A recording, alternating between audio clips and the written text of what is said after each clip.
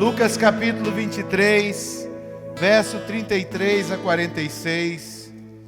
Lucas 23.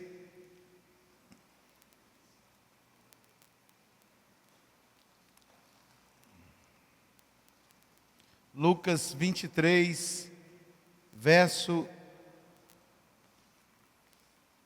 33 a 46.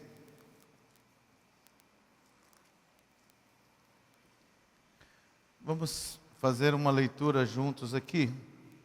Do 23 ao 46, eu vou ler os ímpares e os irmãos leiam os pares. Quando chegaram ao lugar chamado Calvário, ali o crucificaram, bem como os malfeitores, uma à sua direita, outro à sua esquerda.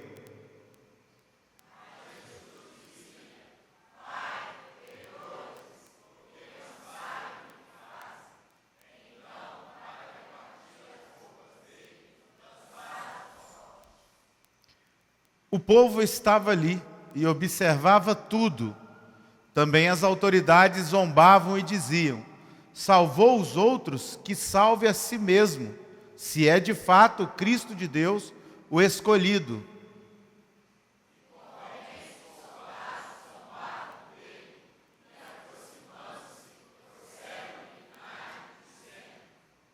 Se você é o rei dos judeus, salve-se a si mesmo.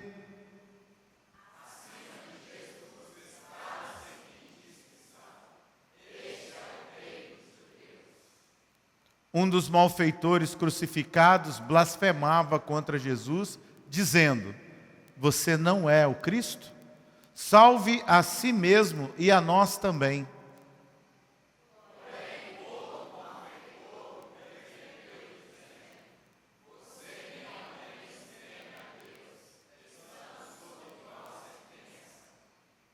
A nossa punição é justa, porque estamos recebendo o castigo que os nossos atos merecem, mas este não fez mal nenhum.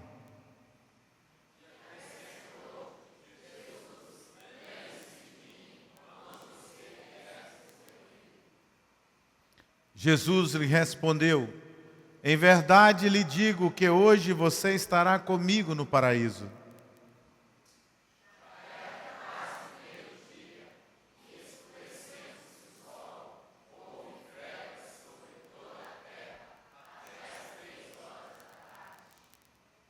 E o véu do santuário se rasgou pelo meio.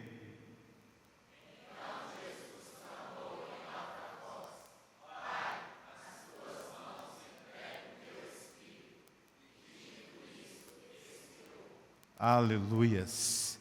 E dito isso, expirou. Senhor, fale ao nosso coração nesta noite. Desperta-nos, ó Deus, para vivenciarmos a Tua obra, a Tua palavra, o Teu chamado. Que nós possamos, nesta noite, rever toda a nossa postura no Senhor e voltarmos, ó Deus, com os corações abertos e aquecidos para junto da Tua presença. Nós oramos e deixamos tudo em Tuas mãos, em o nome do Senhor Jesus. Amém e amém. A reflexão desta noite é sobre um dos atos mais conhecidos e comentados na história: a morte e a ressurreição de Jesus.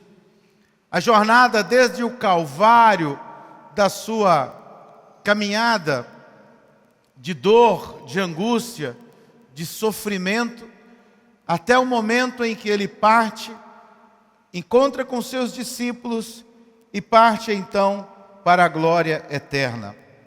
Ele enfrentou no Calvário as dores e as angústias que nós deveríamos sofrer ou sentir. Mas as Escrituras Sagradas nos remetem à palavra de que ele pagou o preço, de que ele optou, escolheu por morrer por amor a cada um de nós. Na sua oração final, ele clama a Deus por nós. Ele clama por cada um dos servos, dos filhos de Deus sobre a terra. E permite-nos entender que todo aquele que o recebe, em espírito, em verdade, todo aquele que anda segundo a tua palavra, todo aquele que o aceita como Senhor e Salvador, achará direito aos céus, à vida eterna. Amém? Muitos vivem como se essa fosse a única e última vida a qual todos têm direito. Mas esta aqui é apenas uma vida de ensaio, uma vida em que nós somos testados, que nós somos provados, uma vida que nós somos chamados a amar e a entregar livremente, sem peso, sem pressão, sem opressão, sem que ninguém nos faça ser aquilo que não queremos ser. Uma das grandezas do Evangelho, nós precisamos aprender isto, é a liberdade de você poder ser servo de Deus e você não ser servo de Deus. Você tomar a postura de resistir à graça, de resistir ao chamado, de resistir ao que Deus tem para você. Mas também você pode levantar e dizer: eu servirei ao Senhor, eu estarei diante dEle, eu viverei para Ele e viverei a vida eterna com Ele. No Calvário nós encontramos o sacrifício supremo, quando Ele pregado na cruz, no momento em que Ele expira, o Filho de Deus deixa para nós um lembrete. É debaixo de entrega, é debaixo de dor, é debaixo de luta, é debaixo de angústia que eu venho até vocês. A palavra mais crucial nesse momento é: está consumado. Jesus, tendo dito isto, Ele confirma a mim e a você o direito à salvação, o direito à vida eterna, o direito após o dia em que nós fecharmos os olhos nesta terra tão sofrida e nessa terra que perambulamos com tanta dificuldade e com tanta adversidade, ter a certeza, ter a firmeza no coração que teremos uma vida melhor. As Escrituras Sagradas nos diz que Jesus nos ensinou para não turbar o nosso coração, não preocupar, não ficar angustiado. Ele disse: olha, credes em mim, credes também em meu Pai, na casa do meu Pai há muitas moradas. Senão eu não vos dissera: vou preparar-vos um lugar. Aleluias. Na cruz do Calvário Ele confirma as suas promessas, confirma o seu presente para cada um de nós. E em João 19:30, quando Ele diz está consumado, Ele também está dizendo: daqui para frente, o trabalho da salvação está pronto. Você não precisa fazer nada. Não depende mais de você, a não ser recebê-lo como o único e suficiente Salvador, a não ser recebê-lo no seu coração, a não ser aceitá-lo como o Senhor absoluto da sua vida, e dizer a Ele: Senhor, eis-me aqui.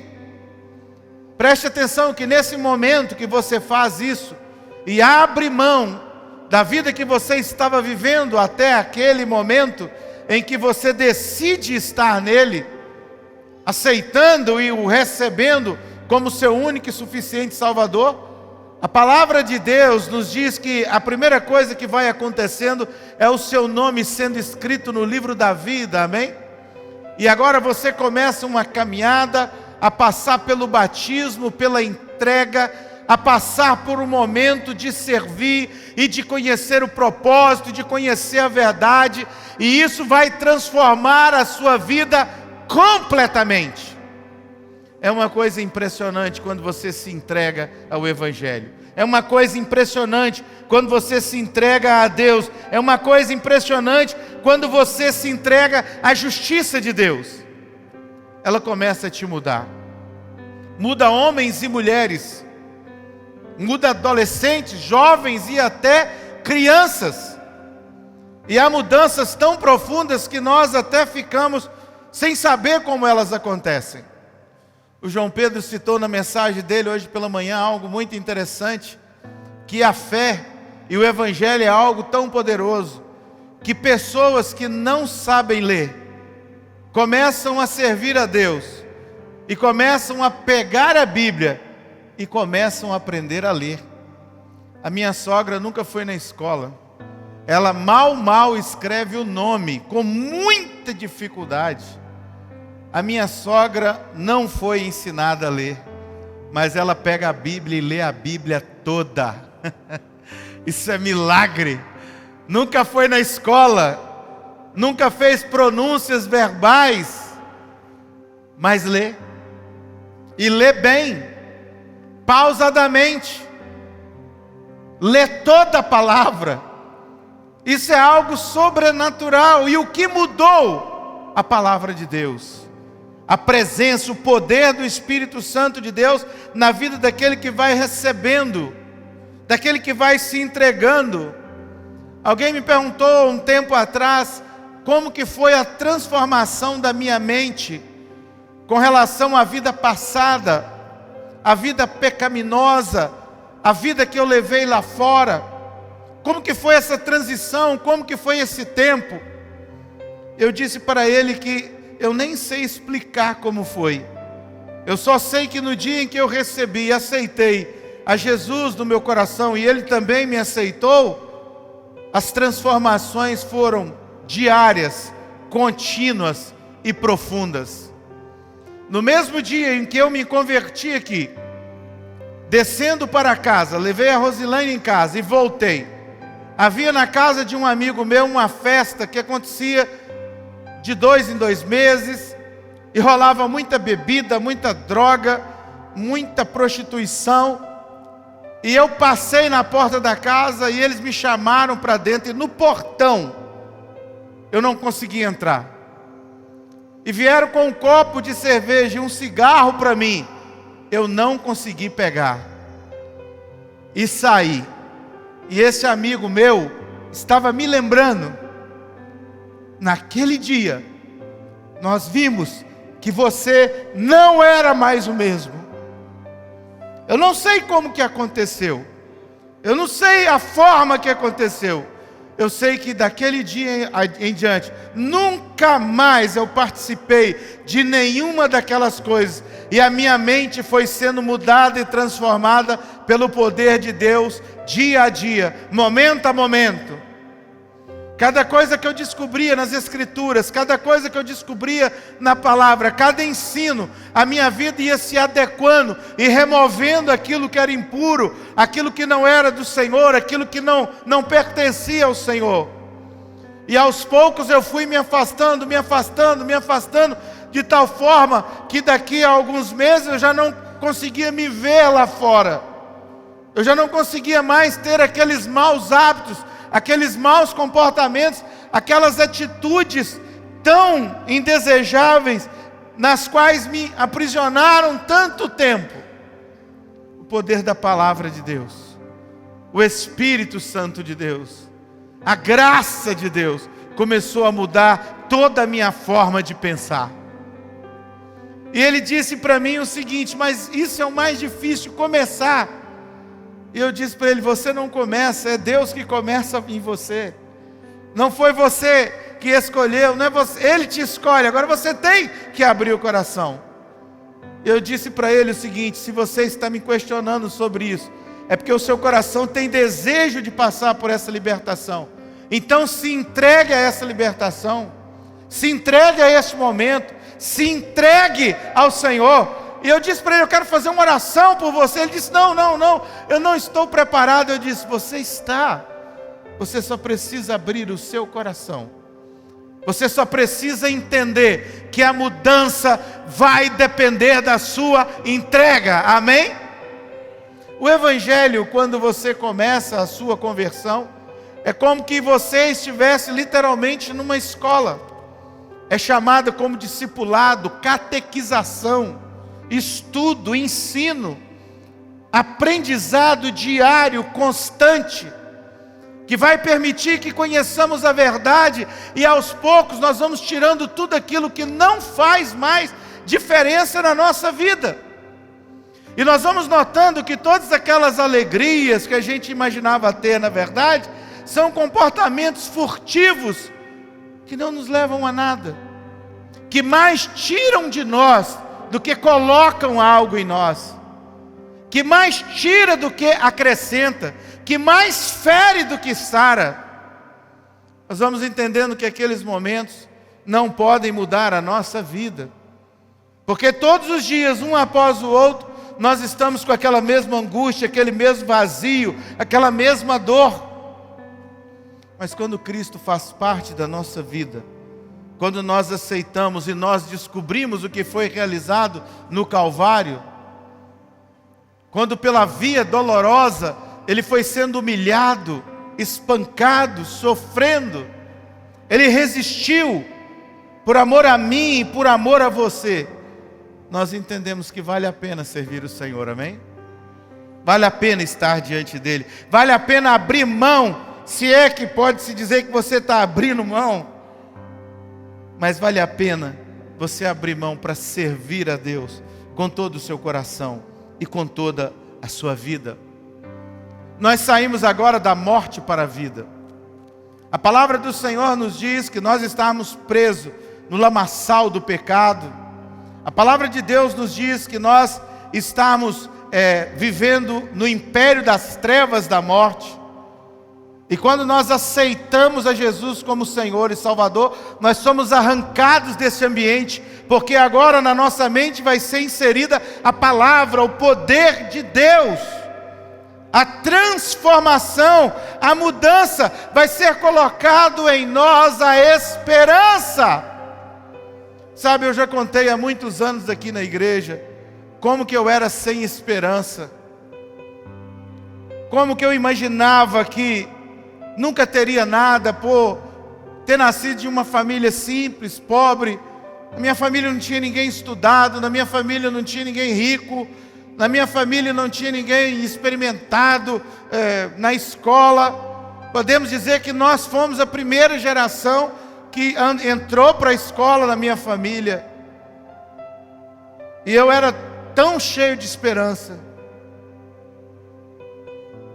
Eu nunca imaginava que eu poderia alcançar alguma coisa. Eu via as pessoas andando de carro, eu dizia, poxa, eu nunca vou conseguir andar de carro, aqueles pedais, aquilo não entra na minha cabeça, como que eu vou dirigir e mexer embaixo, como que vai ser? Coisas tão tolas, tão pequenas, coisas que outros avançaram por estar no meio, a gente não estava no meio. E hoje a gente olha para trás e vê o que Deus fez, amém? A gente vê como Deus transforma. Sabe, hoje eu tenho um desejo na minha vida de produção, de crescimento, de conquista, de alcance. É uma coisa assim fenomenal. Eu não consigo, irmãos, expor tudo que eu tenho, todas as ideias, tudo que eu quero fazer. É um negócio louco, cada dia vem uma coisa na minha mente, vem uma direção, uma instrução, e eu nunca vejo dificuldade em nenhuma delas. E isso não fui eu que coloquei dentro de mim, isso também não foram os homens ou a sociedade, isso é Deus que coloca dentro de nós, amém? Eu não tenho, graças a Deus, facilidade de olhar para trás. Eu procuro o que aconteceu ontem ficar lá. Eu já estou no hoje, eu estou pensando no amanhã. E é Cristo que coloca isso dentro de nós, amém? Ele transforma a nossa tristeza em alegria. Ele tira o nosso pranto, o nosso choro, a nossa cinza. As Escrituras Sagradas dizem que Ele nos coloca sobre um monturo, sobre um monte como príncipes e princesas, amém? O status que Ele dá à nossa vida é muito maior do que conquistas terrenas ou deste mundo. São coisas mais profundas, mais transformadoras. São ações mais eminentes do poder de Deus que nos enche, que nos muda e que nos molda a partir de então. E a nossa própria humanidade é transformada. Eu tinha um medo terrível de morrer, terrível, e eu tinha uma vontade terrível de matar pessoas. Olha só como que a cabeça da gente fica quando você está no mundo. Sabe, eu tinha uma maldade dentro de mim tão grande. Eu era mal com as pessoas. Eu tinha prazer de infligir o mal quando a pessoa me fazia mal. Se tem uma coisa que eu não consigo fazer hoje é o mal a alguém e infligir quem me fez sofrer. Eu não faço isso em aspecto nenhum. Às vezes eu sofro algum comentário, alguma crítica de um irmão, e chega um dia que eu posso revidar, que eu vou tratar algo com ele, eu jamais vou usar qualquer ressentimento, qualquer dor para tratar, muito pelo contrário, eu vou tratar ele com mais amor ainda, porque eu perdi todo aquele sentimento, sabe, eu não consigo me ressentir com as pessoas. Alguns familiares meus ficam bravos porque eu não consigo me ressentir com as pessoas. Mesmo as pessoas que me causam os maiores danos, eu entendo que elas precisam passar por uma transformação. Talvez elas estão num dia muito bom, uma semana muito boa. Uma menina atravessou de moto na minha frente ali no centro. Eu tive que frear o carro e ela me xingou todo, porque ela estava errada. Eu falei assim, que Deus te abençoe. Ela foi me devolver um palavrão. 2 dias depois ela precisou de mim, eu servi. Ela ficou totalmente desconcertada, mas eu a servi sem olhar aquilo. Pastor, o senhor me desculpe. Não, tudo bem. Porque Jesus transforma em nós estas coisas, amém, irmãos? Jesus muda isso dentro de nós. Ele tira ressentimentos, Ele tira dores, Ele tira angústias, Ele tira dor, morte. Isso é a salvação, é a esperança da vida eterna, é sair da morte para a vida. Jesus também, Ele sai da morte no 3º dia para a vida.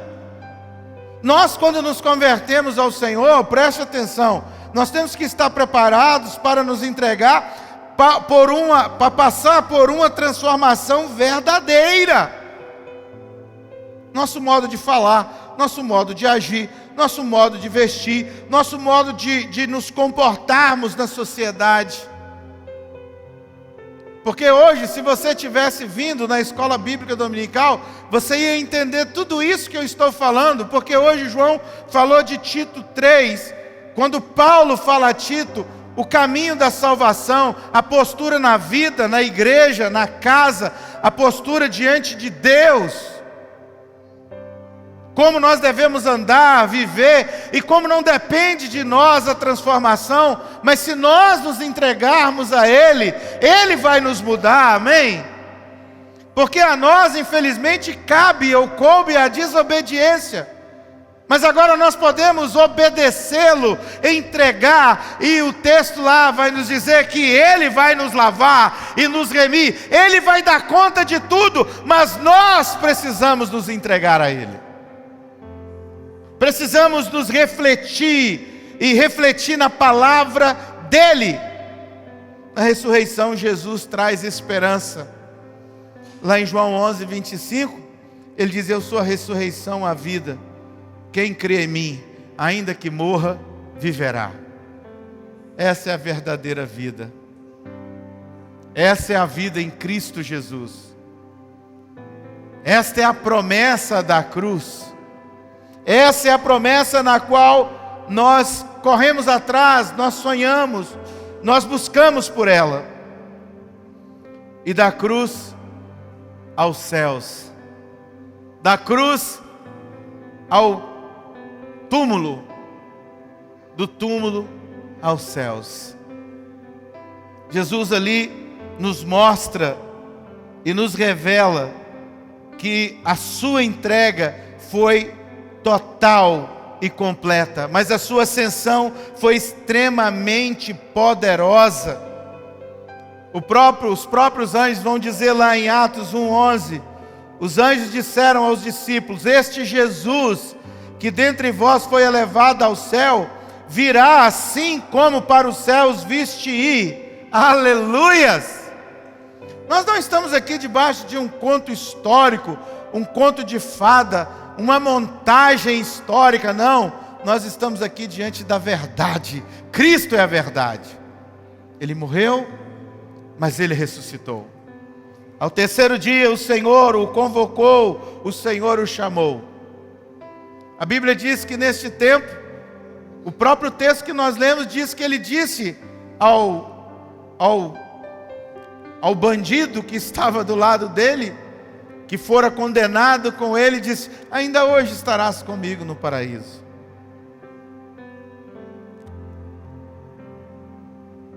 Nós temos a salvação eterna em Cristo Jesus, o nosso Senhor. A jornada de Cristo Jesus, da cruz para os céus, é uma jornada que nos convida a aceitá-lo e a recebê-lo como o único e suficiente Salvador. Eu amo esse texto, Mateus 11, 28, 29 e 30. Vinde a mim, todos vós, que estáis cansados, oprimidos, alguns vai dizer sobrecarregados, tomai sobre vós o meu fardo, que ele é leve, e aprendei de mim, que sou manso e humilde de coração. Olha, ele está falando de fardo, aí ele muda o assunto e diz: aprende de mim, eu sou manso e humilde de coração. Eu iria pregar hoje 1 Coríntios 13, mas resolvi falar desses pontos pascais, a verdadeira Páscoa, porque Coríntios 13 fala do amor, mas lá fala também da braveza de Paulo, das suas dores, das suas angústias, lá fala dos seus terrores, lá fala que ele passou por tudo e ainda assim ele permaneceu amando, e ele prova isso, que ele diz: eu combati o bom combate, acabei a carreira e guardei a fé, eu vivi, eu venci pelos laços do amor. Ele diz que vai restar a fé, a esperança e o amor. Nós precisamos, irmãos, entender que a salvação é para todos nós. Talvez alguém diga: eu não mereço. Ninguém merece, ninguém mereceu. Eu não estou em condição para isso. Você pode estar. É apenas você confessar a Jesus como seu único e suficiente Salvador. Dizer para Ele: Senhor, eu tenho fraquezas gigantescas, eu tenho falhas que eu tenho dificuldade de lidar com elas, eu tenho limitações, Senhor, a minha carne me oprime dia a dia, meus vícios me consomem, eu tento abandoná-los e não consigo. Mas você pode falar com Ele: entra na minha vida, entra na minha casa, né?